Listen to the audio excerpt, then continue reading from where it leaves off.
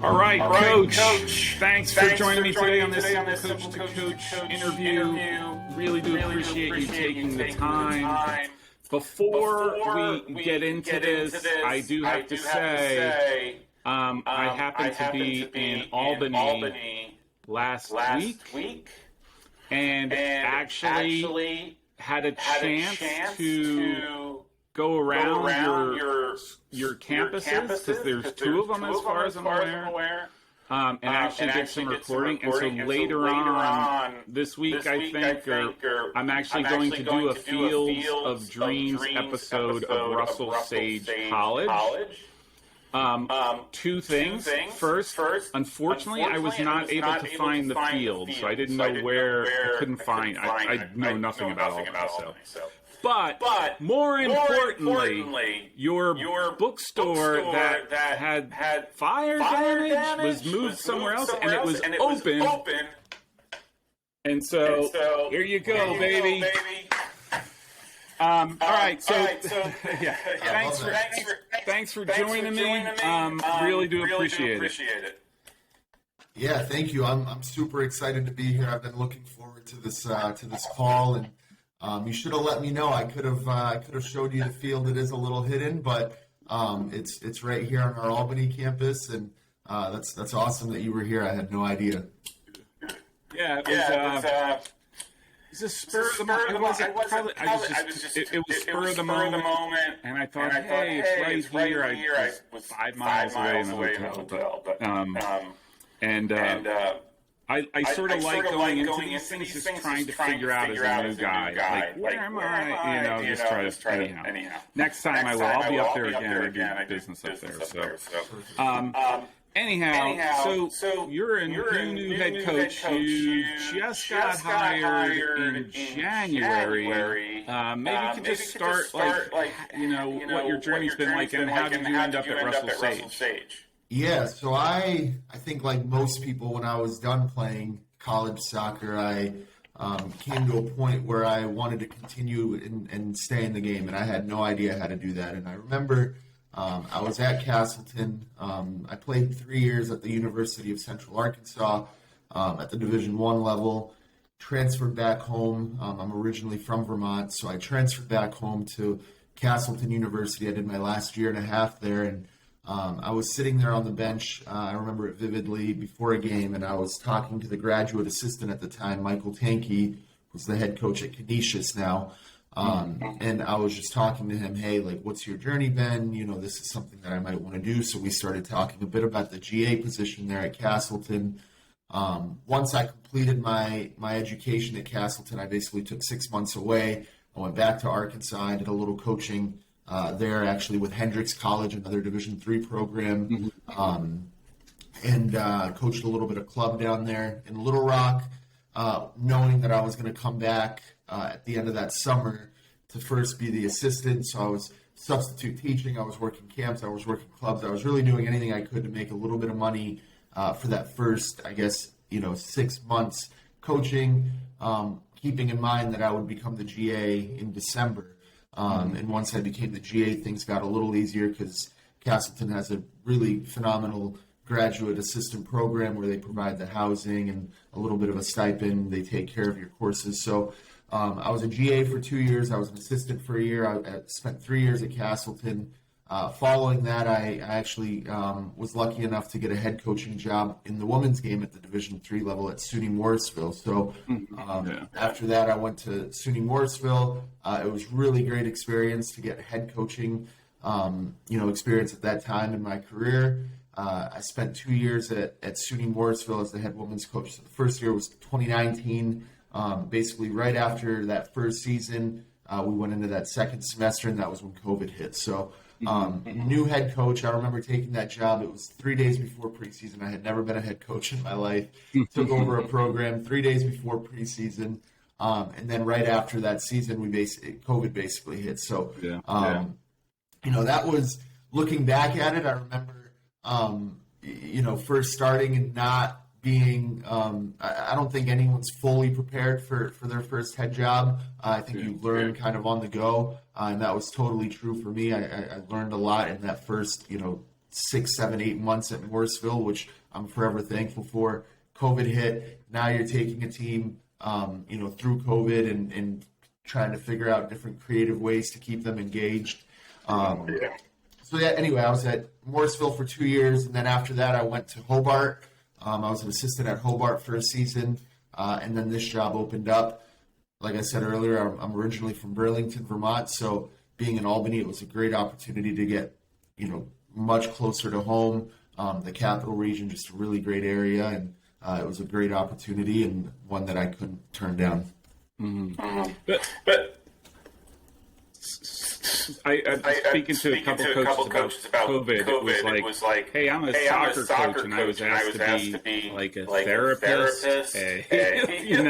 like all of these different take on all these different roles because of COVID. Was that kind of similar to you? It sounds like. Yeah, no, it was very similar, and it was tough because we're not training. We're all working remote.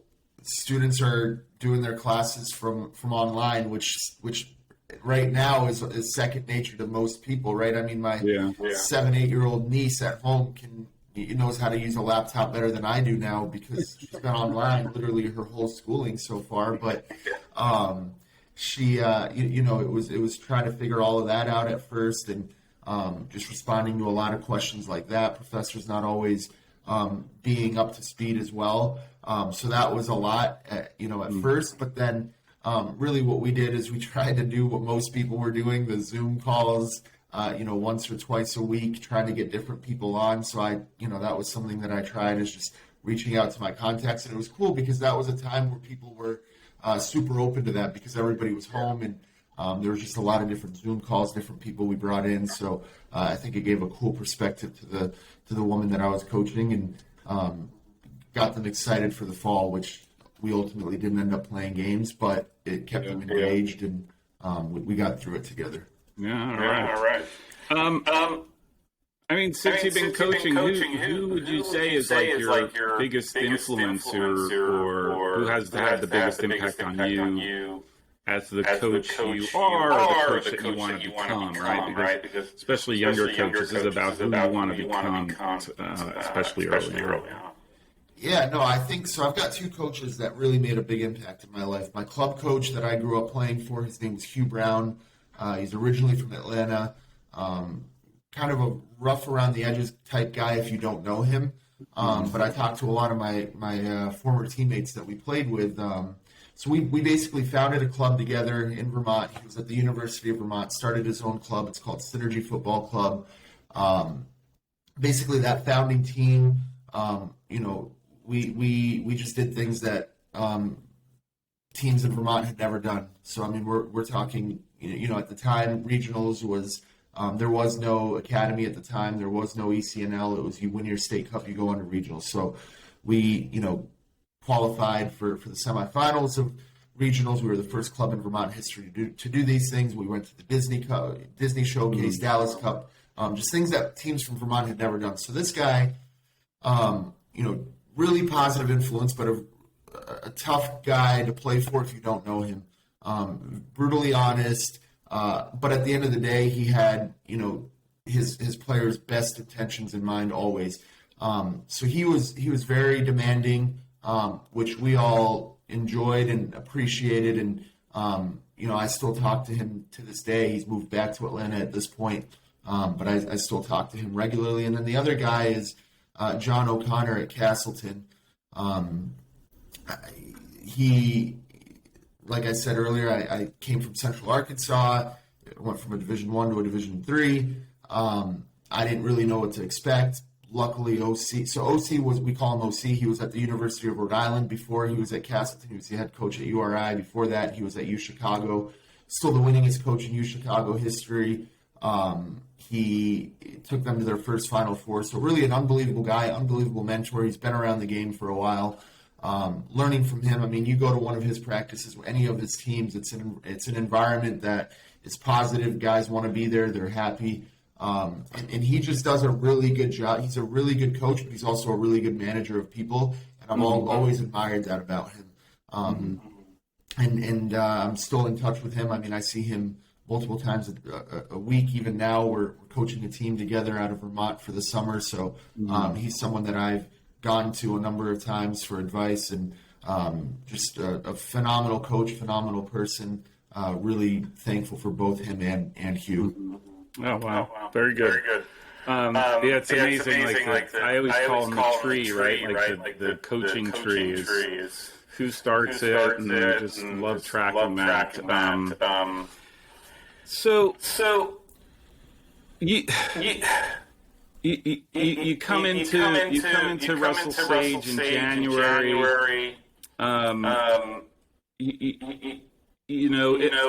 just say Russell Sage is a unique school, right? Like just the way it's sort of laid out, the two campuses, all that. I'm assuming you're sort of eyes wide open, taking the job. But was there anything where you said that there were, I don't want to say conditions, because who hires somebody who has all these conditions for employment? Did you have any sort of idea about what you needed from Russell Sage to take the job? No, I mean, I think one of the really nice things that I mentioned in the interview was, what do our work conditions look like? Because I know that there are, depending on the school, depending on the program, the work conditions are different. And I personally thrive in a hands-off environment. So one of the really nice things about here at Sage is we do our job. No one, you don't feel like someone's constantly looking over your shoulder. And that's an environment that I thrive in. And our ADs are super supportive. Anything I've requested, they've made an effort to meet those needs. The staff, I mean, the coaches are phenomenal. I was just with our admissions counselors yesterday, and I told them, look, I've been a couple places, but there hasn't been a place where I've had such a great admissions staff, and I mean that fully. I could email them right now, and they'll email back within 5 minutes. I mean, that's how great they are, and it's just a super supportive environment. It's a great environment. People want to be here, and I think it's a great place. So I wouldn't say that there were necessarily any conditions that I was looking for out of the job. It just felt like the right fit, and it was really more or less a no-brainer for me. So with that in mind, like what are the kinds of players? I'll just more like students or student athletes. Would you look to recruit that would fit your bill? Right. And fit Russell Sage, right? Because I think that's important too, right? Yeah, no, definitely important. I mean, one of the things that we talk about with any of the recruits and their families is, I want good soccer players, but above all, I want good people.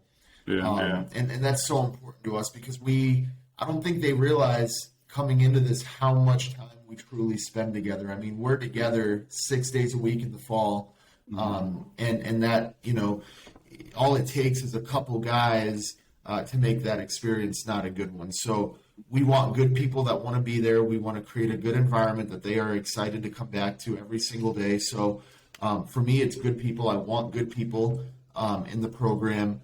And then the other part of it, like from a player point of view, is I want guys that are adaptable, right, to playing different positions. I want guys that are comfortable playing in tight spaces and taking risk in possession because that's just how I like to play. I like to keep the ball on the ground. I like to be unpredictable in the attack, but I want to be predictable in the way that we defend. So what I mean by that when I tell them is like, when we're in attack, I want, the wingers running across. I want the outside backs overlapping. I want interchange. That's really hard to defend. Basically, we want to create chaos in the final third that's unpredictable.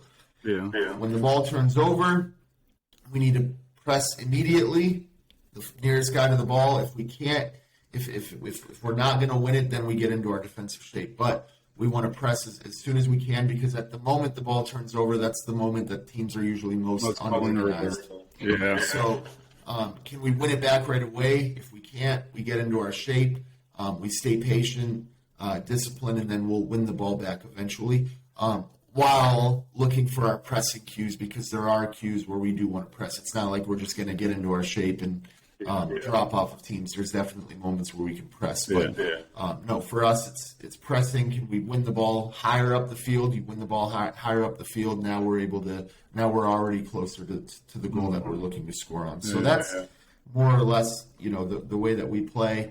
It's always a good question. I actually do have a style of play document that I go over with recruits when they come on campus, and it's an interesting one because a lot of times when recruits ask style of play, they're thinking attacking style of play, but there's really three different kinds of style of play. It's what are you doing in attack, what are you doing in defense, and then what are you doing in transition, whether it be defensive transition or attacking transition. So we go over all of that.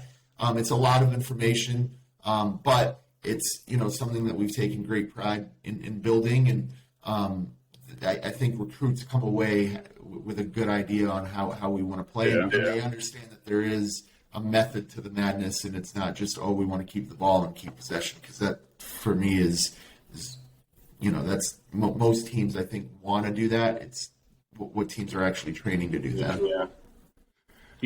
Possession for possession's sake, right? I mean that's the whole argument, right? Like is useless, right? Like it's got to be purposeful and with intent to do something. To me, every pass is that way. It has to have intent and purpose to why you're passing. Otherwise, there's no need to pass the ball, right? No, it just 100%. And we talk about it all the time. It's like we're not just keeping possession for the sake of possession. We're keeping possession to move the opponent to create,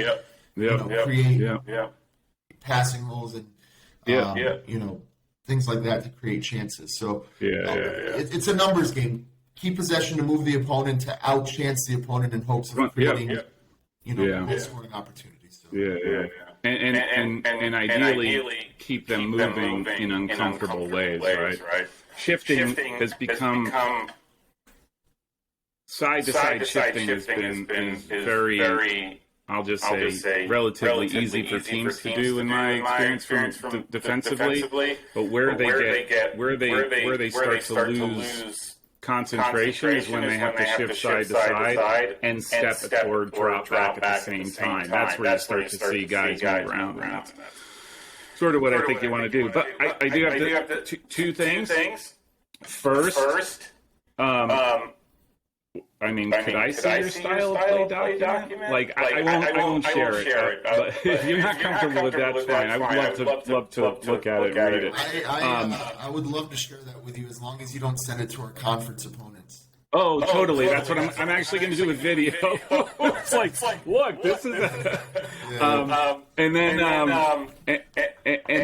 you know what the most interesting thing is this is the first time I've interviewed, I don't know how many coaches, but this is the first time somebody's actually talked about a style play document that they share with recruits, which tells me that you've thought out your game, right? Because a lot of coaches will talk. A lot of coaches will talk about their style, but nobody has it clearly defined to a point, I think, where they would be able to put it on a piece of paper. So that to me is pretty remarkable. Yeah, no, and the other thing too is like, yes, we do have that style of play, and there is a framework, but there's a lot of freedom within the framework. And we talk about that a lot. I mean, I remember our first spring games, and our first game in the spring, we had basically 3 shortened games, and in that play day that we get, and you could tell that the guys were so nervous and so timid. And I was like, look, guys, like that was my whole halftime spiel in the first game. It was like, we need to relax, stop being afraid of making mistakes, because that's the biggest mistake you can make is playing nervous, and just relax and play. And understand that there is a freedom within everything that we're trying to do, because that's the game. The game is your game. I get 15 minutes with you at halftime if I'm lucky. Usually it's 10. But you guys need to feel comfortable in making your own decisions. And from that point on, I mean, it was just phenomenal how well we played. But no, I'd love to share that with you. All right. Yeah, like I said, I won't. I mean, everything has a price, competitors of Russell Sage. I'm just saying. We'll split proceeds if it gets that high. Hey, speaking of recruits, like has the What does that look like for you for the fall, like your recruiting class? I mean, is it because you can't? I think you came in in January when I saw the announcement. You reached out and all that. Like what? Like, were you in the middle of? Was there a recruiting group that was sort of already there, or were you caught behind the eight ball trying to catch up? Yeah, no, I was definitely behind the eight ball. So when I took over, we had a lot. Right before I took over, we had lost a couple guys, due to some guys transferred, some guys left school. There was various reasons why different guys left. So we were a little bit behind the eight ball. For sure, we didn't have any commits at that point, and it was January 3rd that I started. We're at 12 right now, which I feel really, really good about. We just got 2 more commits this weekend. One is a D2 transfer. Another guy is pretty local, really good player. But when I took over, I'll be honest, I didn't really know what it was like recruiting to Sage, so I was in touch with just about everybody, which worked out in my benefit because you never know unless you have that conversation. Yeah. So the first commit that I got is a center back from Norway.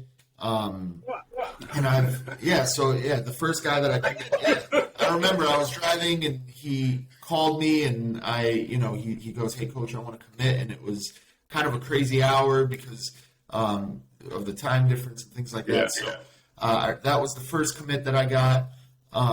And then we've been able to get guys from Florida. We have a commit from Florida coming in. We have a commit from Atlanta. So the Atlanta one is a funny story. So when I got the job with Russell Sage, one of the Atlanta recruit liked one of my tweets or whatever, and I went and I looked at his profile. I clicked on his film, plays for a good club down there, and I'm like, wow, this guy's pretty good. So not knowing much about Sage at that point, I send him an email or a message like, "Hey, I just got the job here. It's a great environment, great place." One of the things that a lot of people don't know about Russell Sage in this area is there's like 25,000 college students within a 3-mile radius of our campus between UAlbany, Siena, RPI. I mean, there's like 15 different colleges in the Capital District, which I didn't know. So we get on the phone. He messages back. He's like, "Yeah, coach, I'd love to talk." We get on the phone. And at that point, I'm really selling Albany and what I've done so far in my coaching career. I didn't have the bravery to talk too much about Sage just because I didn't know much about the school yet. But luckily for me, he did his research, so he carried the conversation on that front and talked a lot about the college. And he told me that he wanted something different. So being from Atlanta, coming to New York, definitely different. So at the end of the call, I'm talking to him, and I'm like, "I'd love to set up a visit." And again, luckily for us, his dad's a pilot. There's direct flights between Albany and Atlanta, so he was able to get here easily. It's affordable for him, right, because his dad's the pilot.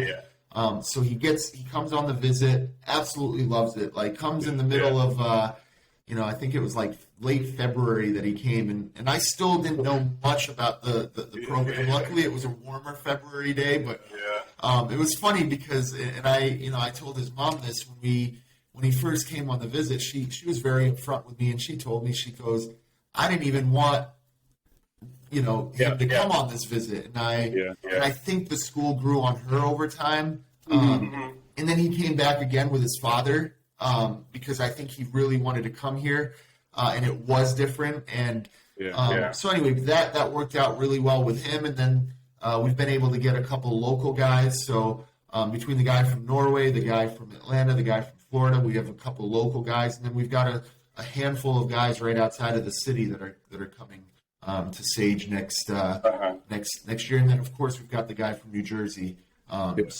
It's actually been not that difficult to recruit here, which is nice. I think there's a lot of positive things about Sage, the Capital District. There's a lot of young people. The 2 campuses can be tricky, right? When you look at it on paper, it's actually quite cool. So the campuses are, 15 minutes apart. There's a shuttle that runs every 30 minutes. Both campuses have a dining hall. Both campuses have a gym. Both campuses have everything that you would have. Most of our guys end up living in Albany because that's where most of their classes are. Can I ask for a clarification? Albany is like the one that's in the city, and then the other one is the one next to the hospital? So Albany is by the hospital. Oh, Albany's it's more, I don't want to say it's more spread out. That's where the armory is. Right. Yeah, okay. Right. Okay. So it's interesting because Albany, you think of Albany, it's the capital city of New York. You think that the Albany campus would be more in the city.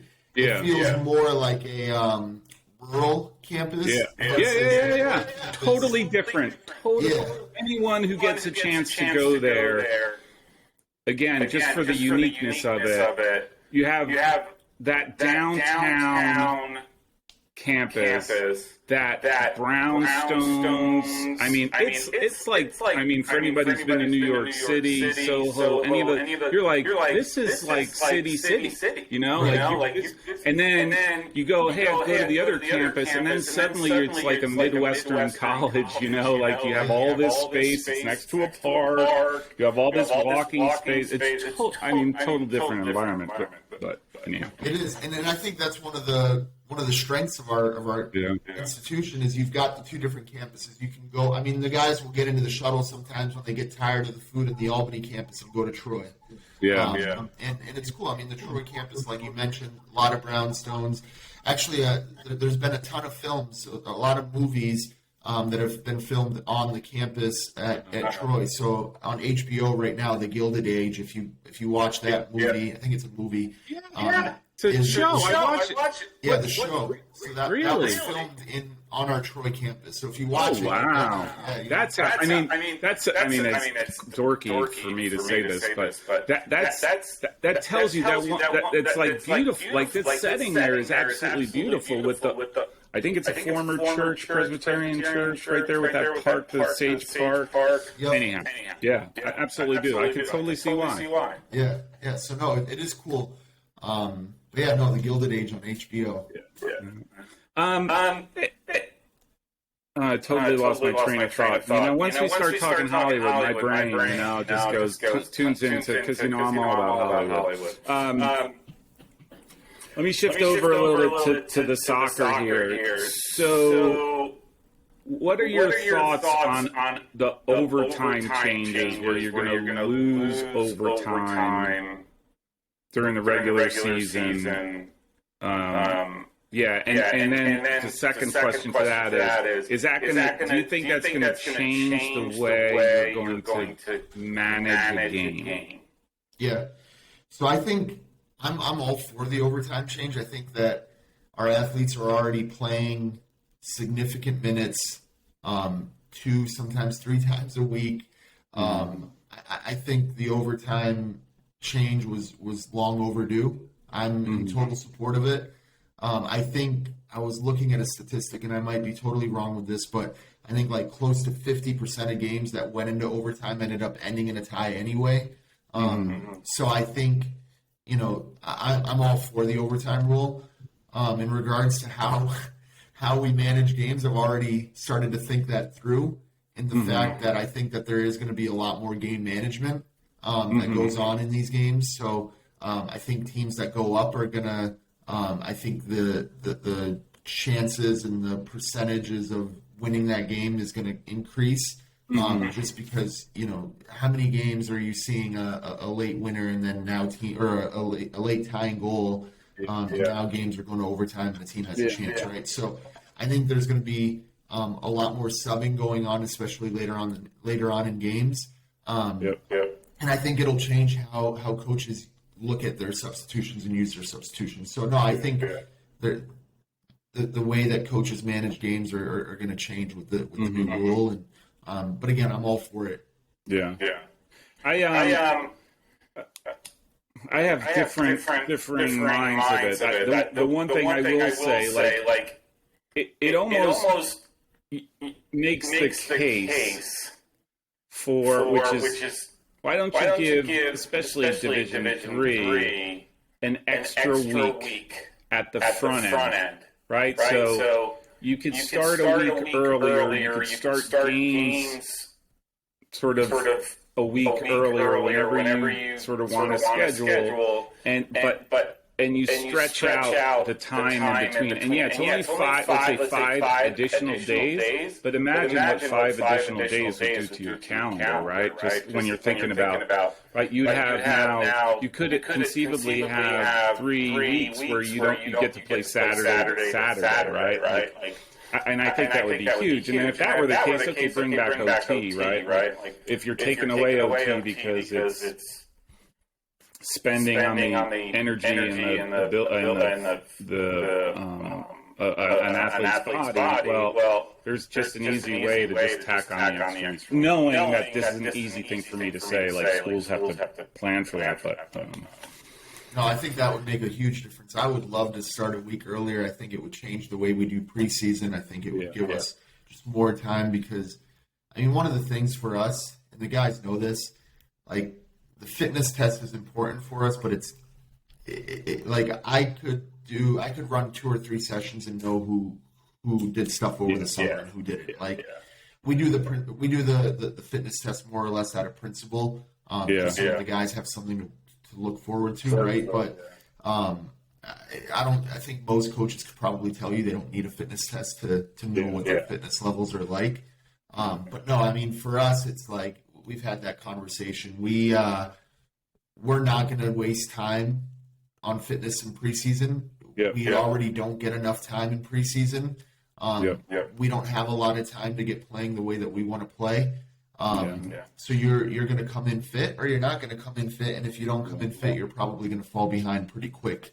So no, it's not that hard. That's a good point. It's using it as principle, right? For that, so that you could objectively, like, I don't want to say scare them, but like, look, you're going to show up to campus and we're going to do a fitness test. So you better be ready for the fitness test. And so that sort of mental part is big, but it is true. Like fitness tests do not throw the ball out there for a practice, and you'll know really quick who's gasping and who's not. It's not that hard to figure out. Exactly, and here's the other thing, right? Like, even if we did do fitness every single day for a week, I mean, we don't even get a full week for preseason, but for a week, they're not going to get fit in that week. If anything, they're just going to get more injured. And even the guys that are fit could possibly get injured if we just do fitness every single day for a week. So for us, it's creating, I call it sneaky fitness, creating exercises where the ball is involved. We're playing and they don't necessarily realize how much running they're actually doing. But it is all ball related. So and what I mean by ball related, it's not like they're dribbling around the field with a ball and hoops of 4 or whatever. It's actual exercises where you're gonna make the pass here, make a run over here, and you're gonna receive it. So do you have any sort of non-negotiables for your team? Like, do you have hard, fast rules that if they're going to be in your program that you have to adhere to? No, I wouldn't call them rules. For us, it's more or less having certain guidelines, and one of the big ones is just having a positive attitude. I mentioned it earlier in the call. We spend so much time together that really all it takes is one guy to have a bad attitude. And I think a lot of times the attitude stems from maybe lack of playing time. But what I try to remind the guys is that no one's value to our program is determined by playing time. And at any given time, there's going to be more subs than there are guys playing on the field. So we're going to have a roster of close to 30. There's going to be 11 on the field. There's going to be a lot more guys that are not playing than there are guys playing, and having them, getting them to understand that their value is not determined by playing time.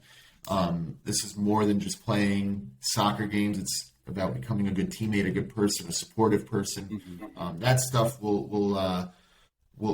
is something that you can carry on with you for the rest of your life. And then, the other one is just giving 100% every day, but that comes with the understanding of that your 100% is going to look different every single day. So, one day things might be going perfectly well for you. You got 100 on your exam. You had a really good breakfast. You've been productive. It might make things easier to give a little more, right? Or give that 100%. Mm-hmm. There might be days where you don't do so well on your exam. Maybe your girlfriend broke up with you. Maybe something's going on at home. But as long as you're giving everything that you have on that given day, that's important for me. So I guess those are the two really non-negotiables. Is just keeping a positive attitude as much as much as possible, and then the 100% every day with keeping in mind that that's going to look a little different every day. Yeah. That's good. That's also a good point, right? Like life, sometimes life gets in the way of, performing on the soccer field, whether you want it to or not. It's the reality of human nature, I guess. No, hey, go ahead. No, 100%. And I think sometimes it can be, I think we're in a result-oriented business, but we have to remember that the person comes before the student and the athlete. And that's huge to me. I think it's like anything, right? You go to work. If your home life isn't good, then it's probably going to affect the way that you perform at work. It's the same thing here. We want them to have a good experience at soccer, so that when they go back to their dorm or their apartment, they're able to do their homework because they had a good time at practice, and they're feeling motivated. So for us, it's all about building them up as much as we can, and keeping a positive environment. So knowing that the calendar is so tight, like how do you during the season, how do you prepare for teams, or don't you? Do you like scout, or are you one of those guys to be like, I don't care what the other team brings. This is the way we're going to play, and if we play this way, we're going to win. Does that make sense? Yeah, no, that makes sense. So we'll always prepare for opponents. And what I mean by prepare is we're going to know what what their set pieces look like, what their build out looks like, what are they doing in different situations. They'll have things that they're looking out for. But ultimately we're going to try to play the way that we want to play in every game.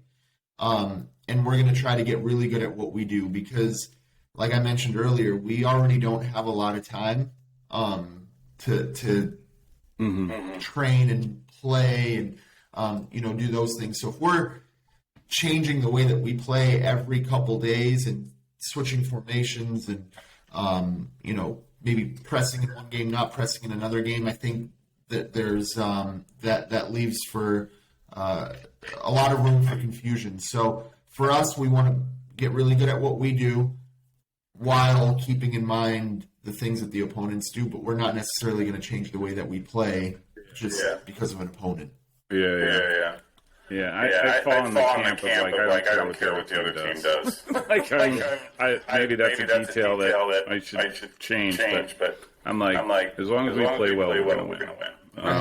And then you look for certain things, right? Like left center back. Every time the left center back gets it, he can play a long ball. So our left back or whoever that is playing in that position, just be aware that when he gets his eyes up, he's probably going to start. So we'll look for things like that. But it's not that we're changing our formation from one thing to another just so that we can don't have that luxury, and I don't think even at the professional level, that's hard for players to do too, right? Which is, hey, we're going to change what we did last week, and we're going to play this way, or we're going from a 4-4-2 to a 3-4-3. I mean, that's just unsettling for players at every level, and so especially when you've got such a tight calendar, to even pretend to try to do that, I think is you open yourself up to a lot more being less effective against teams doing that.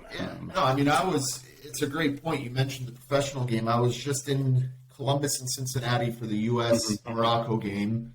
But my friend who I grew up playing with works for the Columbus Crew, so I was able to go and observe and go to their training facility and watch a little bit of what they do.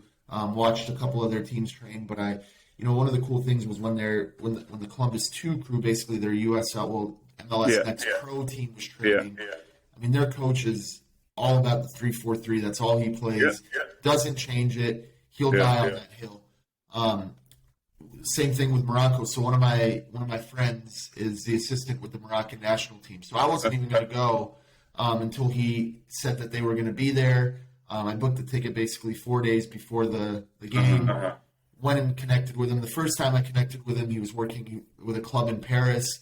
He's with the Moroccan national team now, and it was just cool even talking to him because he was talking about the U.S. And this is how just further confirmation on how much the game has grown in this country. I mean, he was a very big advocate and very complimentary of Greg Berhalter with the national team. And he said you know, they watch 8 to 10 games of the U.S. before they even play that friendly. And one of the things that he was saying was just like in their build-up, it's very predictable what they're going to do. But at the same time, it's hard to defend because what the U.S. does a lot of times is in their build-up, they'll bring their outside backs in, and their wingers will go out. And it's hard to track that in the game. Movement. Exactly. So he talked about that a bit, but no, it is cool because he was talking about what you were just saying is that the U.S. has a plan. They know what they want to do, and it's going to be a tough game. And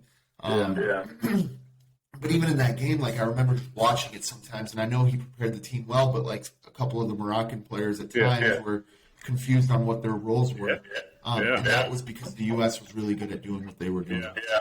Like I said, execution of your own game plan to me is far outweighs playing to the other team. Right? That's your first. To me, again, mentally, it's like your first loss. If I'm just playing to play against them, then I've already lost that game because I'm not taking the upper hand. But hey, so with you just get hired in January, assume you had a spring season, a month, 2 months later that you were able to get through. I mean, what were your expectations before you even started? Like, were you just kind of like, I don't know the cards that I've been dealt, and so now I'm just going to look and see? Or did you have a sense as to what the team could be or deliver? Yeah, so I think for us, you look at the record of the team last year, they won more than half of their games, so they were good on that front. But what they didn't do is qualify for the conference tournament. So for us, that's going to be the top. You know, one of the biggest things that we want to do this year is do well in all of our games, but qualify for the conference tournament. Once you're in the conference tournament, I don't care what conference tournament it is. All bets are off. Exactly. Records don't matter. Anything could happen. So for us, it's getting into the conference tournament, and then once we get into that conference tournament, we'll reset, we'll refocus, and we'll go from there. I mean, one of the best stories I have in my coaching career, when I was at Castleton, I was the graduate assistant, and we qualified. So basically, we started the season like 1-7, and we didn't start well. Maybe it was like 1-6. Anyway, fast forward to the end of the year, we win our conference championship. We end like 12-8, qualify for the NCAA tournament.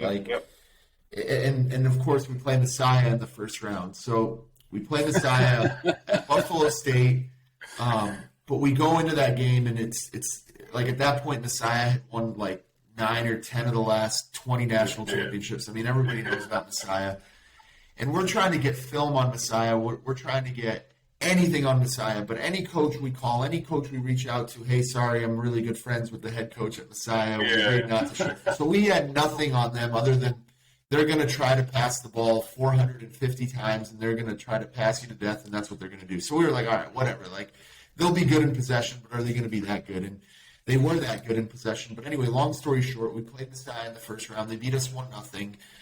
We had our chances. They scored kind of a weird goal where it like deflected, went off the post, hit our goalkeeper's back, and then like trickled over the line. So it was like a second half goal that they scored, and they deserved to win that game. But it was just it was a game that we felt that we were very much in, and they went on and won the national championship that year. And I think we were one of few teams. I think it was like maybe us and one other team that they didn't score multiple goals on. In that, run to the national championship. But I guess where I'm going with this is like, we want to qualify for the conference tournament. Once we get to the conference tournament, it's a reset. The new goal is can we qualify for that conference championship game, and then go from there. And I've talked to the guys too. It's a process, and you've got to like the process more than you love the end result. The end result is obviously winning championships. Everybody wants to do that. But there's 18, 19 opportunities before you even get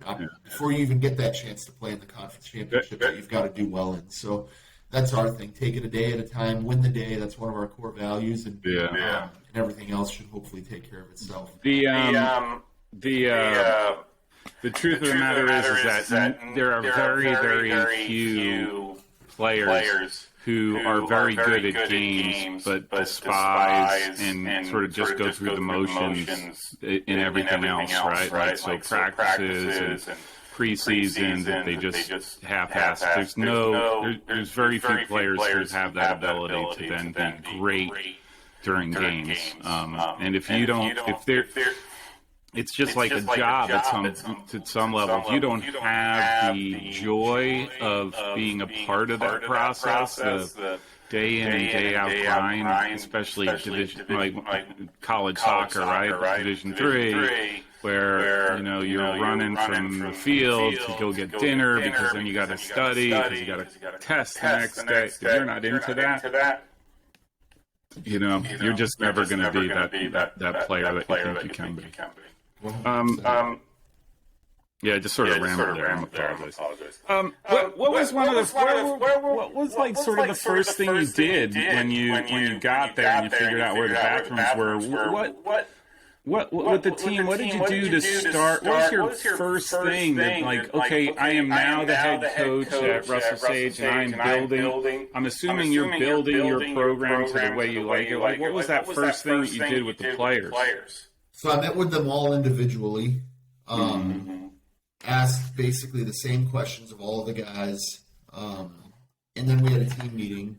But what I did in the individual meetings was that there were some common themes that kept coming up that we wanted to address. And then we talked about it briefly at our team meeting. And then immediately after that is I was lucky enough while at Central Arkansas to work with a sports psychologist who's he worked with our team, and really great guy, has worked at the highest levels. He's been to World Cups with the U.S. Soccer Federation. He's worked in the Bundesliga. So I've always stayed in touch with him. We got him on board. And we talked about some of those themes that kept coming up in the meetings, and then created our core values based off of those individual and that first team meeting that we had. So those were some of the first steps that we took, in building or building this kind of to suit what we wanted out of it. And it's an ongoing process. It's something that we're going to continue working on. Going into preseason, we have the core values. The next step for us, and this is something that we'll do in preseason, is under each one of those three values that we have, we're going to talk about what that looks like on any given day. So, we'll put them in different situations. Okay, if this happens, how do we respond to this? Is that within our team values or not? So, that's kind of where we're going to head with that. So fast forward when you're at a point where you think the team is caught on. How do you envision your team or your program to be seen by others from the outside, and how? Yeah, we'll start with that one. Yeah, no, I think for us it's important that people looking out understand that we're looking to do the right thing all the time, whether that's on the field. We're going to do things with the highest integrity in mind. In the classroom, right? We're showing up to classes. We're going to classes. We're helpful in the community. I want them to do the right thing all the time. And I think if you do that, that's going to translate onto the field, right? I mean, it sounds cliche, but if you're not going to, push your chair in at the table after class is done. How can I trust you to mark a guy on a corner kick, right? It's things like that. Those little things matter for us. Absolutely. And you know, for us, I want people to look at us and just be like, yes, they're gonna pay attention to the small details. They're gonna do the right thing all the time, because ultimately it's the little things that make the big things happen, whether it's good or bad. Yeah. Well, that's process too. Like that's loving the process. And if you don't love the process, you're never going to be that great player. To me, if off the field you're not doing the things that represent your program, you're not going to play the best for your program, regardless of school, right? I just think that's a natural thing. No, I mean, you even think about a hotel, right? You're in the hotel lobby, you have a pregame meal the night before, and if everybody just takes care of their own plate, their own crumbs, the place is going to be spotless. But all it takes is a couple guys to leave their crumbs, to leave their water bottle, to leave their plate, and now you've got a mess that you've got to clean up. So small. If everyone just takes care of what they need to take care of individually, collectively we'll be much better. And then that's how you gain a reputation, right? Like, we don't mind playing Sage because we know they're going to represent the highest values that they possibly can. I think that's really important, especially since when you're competing, you want that reputation. Right? So is there again? I didn't know Russell Sage was a thing until we started talking. Was there? I mean, what was the? I don't know if you're at liberty to say, and if you don't comfortable, it's sort of off tangent. But like, what was the state of the program? And are you bringing anything new to the program? Yeah. So I think one of the things that the guys have mentioned is, it's a lot more relaxed and a lot more loose, but in a good way. Right. Yeah. I think they prior to me getting here, I think they would maybe show up to practice 30 minutes before, which is okay. But if one or two guys weren't there, it turned into a panic pretty quick. Right. Yeah. Yes, I want the guys to show up before practice. I want them there ready to go. But I think, for us, once practice starts, practice is going to be more or less 90 minutes long. And practice for us starts when the warm-up starts with the coaching staff, right? So I think before it used to maybe start, the warm-up would start 15 minutes before. We'll get there 15 minutes before that, and then practice would start after that 15-minute warm, right? So for us, it's 90 minutes from start to finish, and it's a lot more relaxed, but I want them to feel loose and I want them to feel relaxed, because who performs well when they're uptight? Absolutely. So I want them to feel comfortable expressing themselves on the field. I want them to feel comfortable taking risks in the right areas, of course. And I think that all stems from our personal relationships with the guys, and then our relationships at practice, and then what we encourage in practice and games. So I don't want, for me personally, I know different people will run their different programs differently, but I don't want it to feel military-like. I want it to feel like they have the freedom within that framework that we talked about earlier to express themselves, because it should be fun. And at the end of the day, like I said earlier, it's a player's game. And again, this is just my philosophy on it. I don't want them to feel like I don't want them to feel like anything that they're doing is robotic. I want it to be unpredictable in the attack. I want it to be loose, relaxed. I want them to have fun with it. Yeah. I just look back to my playing days. I bristled when somebody tried to clamp me in, make the box smaller that I was fitting into, and preferred it where I was given much more liberty to do whatever I wanted to. Right? It just the nature of being, I think, a soccer player. Very few players are rigid, or feel comfortable in that structure. So. Well, I don't want them to like you think about the game, and say an outside back gets the ball, I don't want him to feel like he has to play a certain ball every single time because that ball might not be on, and now it's not on. And he's like, oh no, what do I do? Instead of just going with the net, the next right thing. So, no, I want them to be loose, comfortable, and comfortable making their own decisions. I'm getting it's a process, but and you've only been there for 3 months. Like how have things been for you for 5 months? Jeez, it's already 5 months. 6 months. It's June. How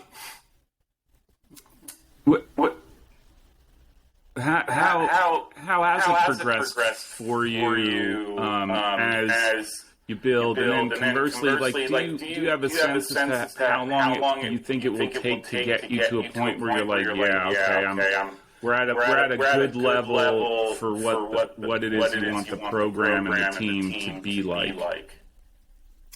I think it's progressed really well. I'd be lying to you if I told you I wasn't nervous when I started in January and we had no commits, right? Like I was nervous.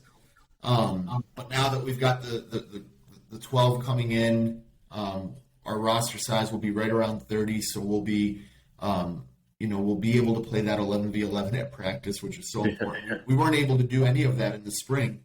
We just didn't have the numbers. I think there was a couple practices where we had like 17, 18 guys, which was good.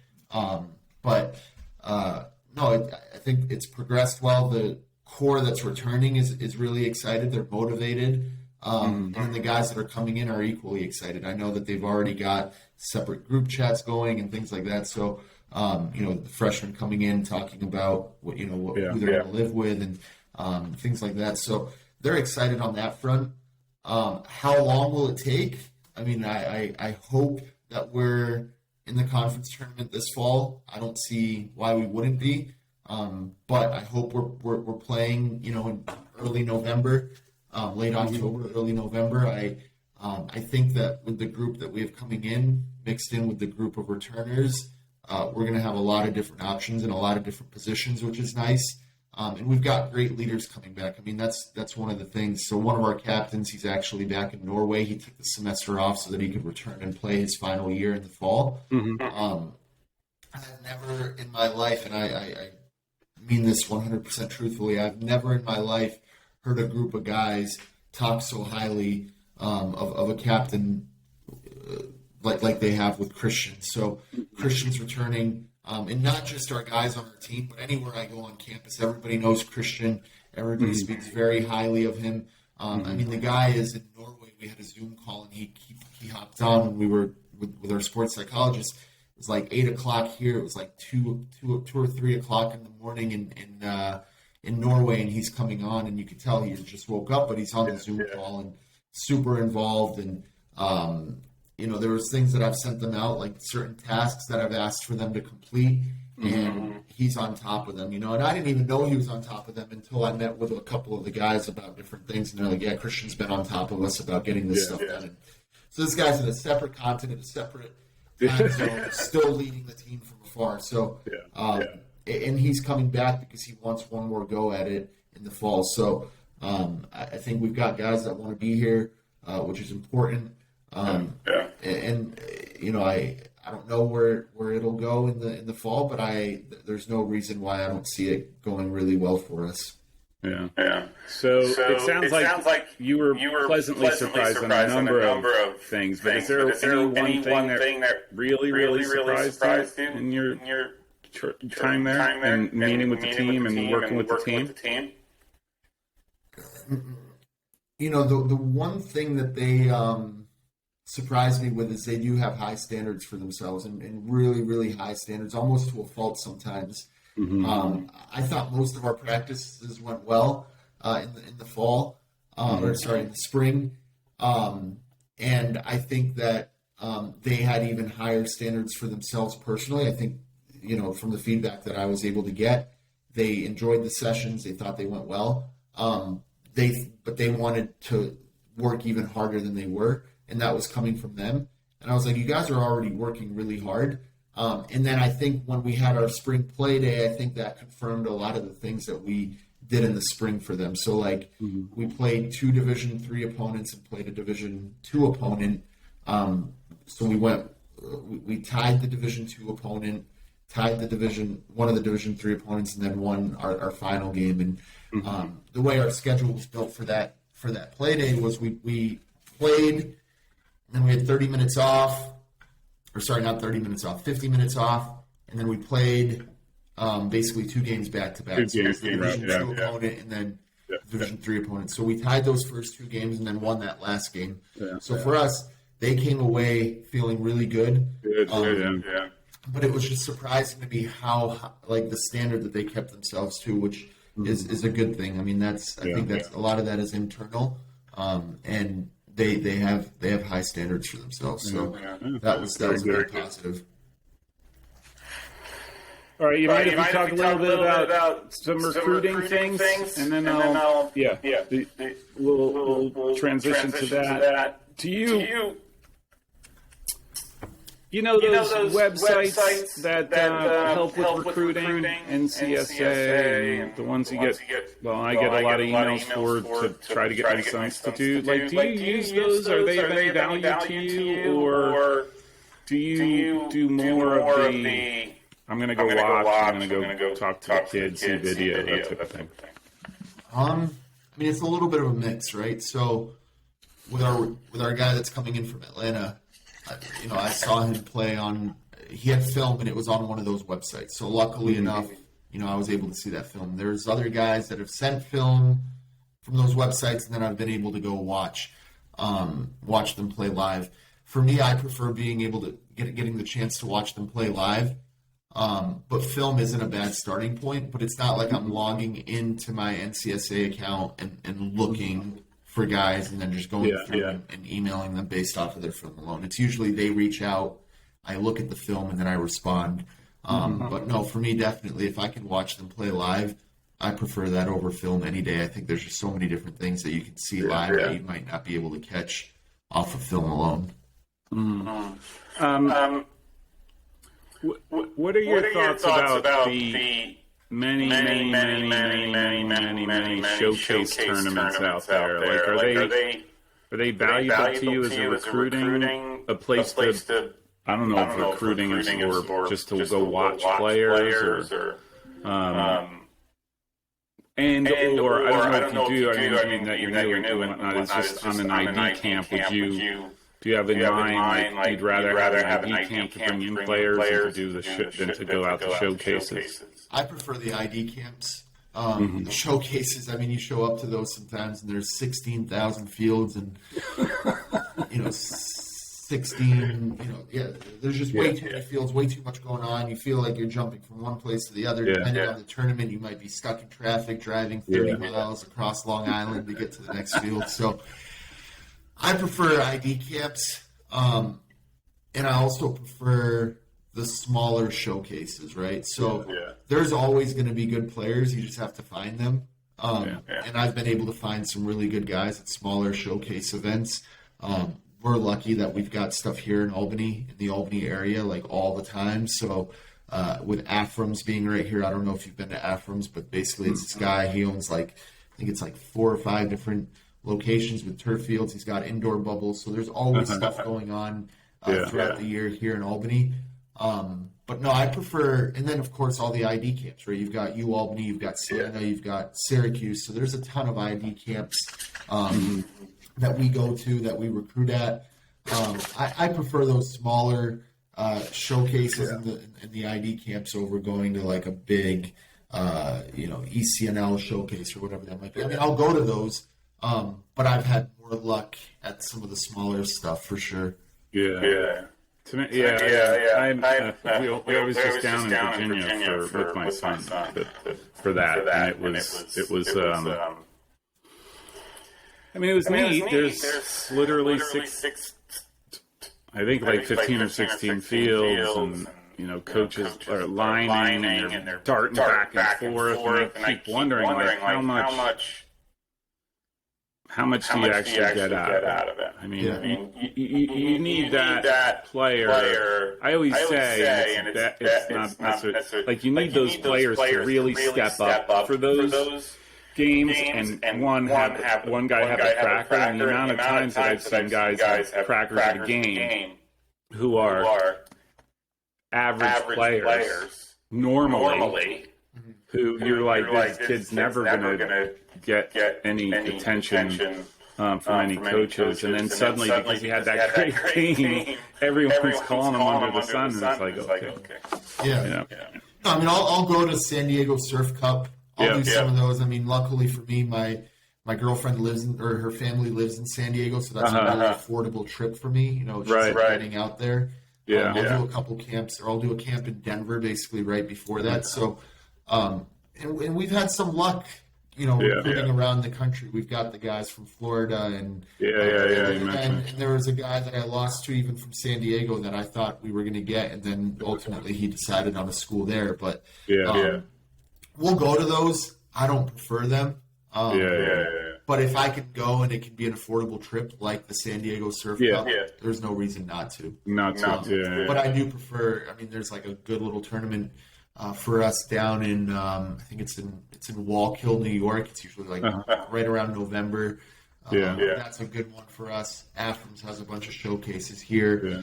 Mad Dog Mania is a smaller-ish tournament in comparison to some of these ECNL events right here in Saratoga. So there's definitely events for us that we're going to that are a little smaller, but you can also get equally good talent. There's maybe not as many coaches as you will get at the ECNLs and those events.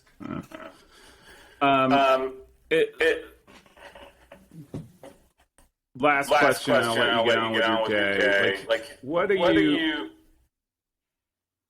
What are your thoughts on high school soccer, knowing that you probably can't watch it much or go there to watch games just because it conflicts with the season, at least here in New Jersey, it conflicts with the soccer season. I mean, do you have any thoughts? Are you good, indifferent?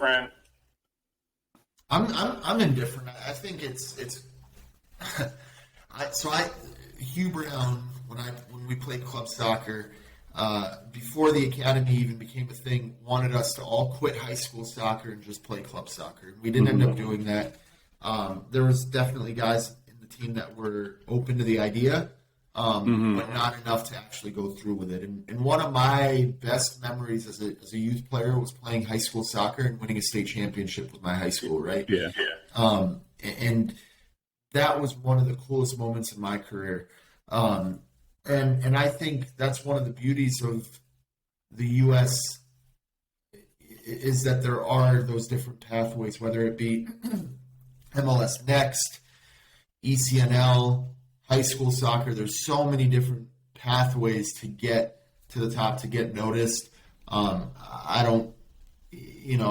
all for high school soccer, and honestly, like, There's players that we recruit sometimes that live in areas that aren't able to play club soccer, but they're equally as good as some of those guys that do play club soccer. It's just that the area that they're in, maybe there's not the club scene that you would get in other areas of the country. So no, I'm totally supportive of high school soccer, and I think if you look at high school soccer, I think that model replicates the college model more than anything else. I just think there's just on the plus side, forget the soccer, like there's just the emotion, the camaraderie that you get at the college level, and that experience of playing in front of your friends, and the girl that you like, and the fans that are yelling at you like they hate your guts, like there's something to that. I think really valuable. Coach. Thank you. This was awesome. I really do appreciate you taking the time. I know that I'm going to be following you, and you know what? I think we might have to talk here either before the season, because in one of my notes on my interview sheet that I take as you're speaking, I have conference tournament squared up. Man, so I'm fully going to be watching and hoping that you guys achieve that, and I'm sure you will. I'm certain of that. But thanks again for joining me today. Thank you. I really enjoyed this. One of the first ones that listened to was the interview you did with Kyle Desatel from Tufts. He's another Vermont guy, so I actually played against Kyle, so listening to his interview and just being able to listen to a lot of these other coaches across the country and taking tidbits from those different programs, it's been enjoyable, and I'm glad that we can make this work, and we'll be in touch and hopefully talk again soon. Yeah, definitely. Kyle is great. I tell you, what a great. I'll tell you, just the whole experience talking to all these coaches and what you guys bring to the game. So not cookie cutter, right? Your ideas are different than Kyle's ideas, and he's different, and it's just it's awesome to see. As a soccer lover that I am, I just love hearing that stuff. So, and do appreciate you watching. Really do appreciate it. So, all right, Coach. Thank you very much. Really do appreciate it. Thank you.